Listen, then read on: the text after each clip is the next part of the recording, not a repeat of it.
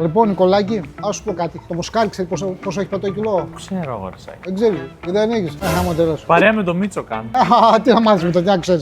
20 ευρώ το κιλό. Εμεί παρόλα αυτά τι τιμέ τι κρατήσαμε ήδη. Δεν τι ανεβάσαμε καθόλου. Α σου κάνω ένα μπέργκερ, το μπιφτέκι 280 γραμμάρια, μοσχαρί σου, στη τιμή που πουλούσαμε πάντα. Δεν ανέβηκαν οι τιμέ. Να κάνουμε ένα sweet chili. Πώ φαίνεται. Γλυκό και καυτερό. Και αμαρτωλό. Νικολάκη, αγόρι μου, έλα, δες λίγο. Sweet chili. Γιατί τσιγκουνεύεσαι. Τι είναι τσίγκουνες τώρα, μπαμπάτσικα και τσιγκουνευτούμε ρε Νικολάκη τώρα. Βάλαμε τη σως, μαρουλάκι, μπόλικο, ντοματούλα, 280 με 300. Μοσχαράκι, το ζωμάκι τα βλέπεις. Καλό. Καλό. Δες το μπεϊκονάκι. Μπέικον, όχι μπεϊκονέλο. Πώς φαίνεται, καλό. Καλά πάμε. Δώσε και με ένα μπαρμπά. Τι σου έχω, στικ μοτσαρέλας. Πες το.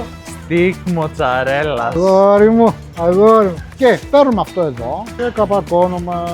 Αυτό το μπέργκερ είναι 280 με 300 και είναι μόνο το μπιφτέκι. Βάλε στικ μοτσαρέλας, βάλε ψωμάκι, βάλε αυτό σχεδόν που βγαίνει 600 γραμμάρια. Και μοσχάρι παρακαλώ, με την ίδια τιμή. Θα δοκιμάσεις. Κάνε το. Αδερφέ, θα πνιγώ. Κάνε follow για περισσότερα. Σας μάθω σάκι για τα μπέργκερ.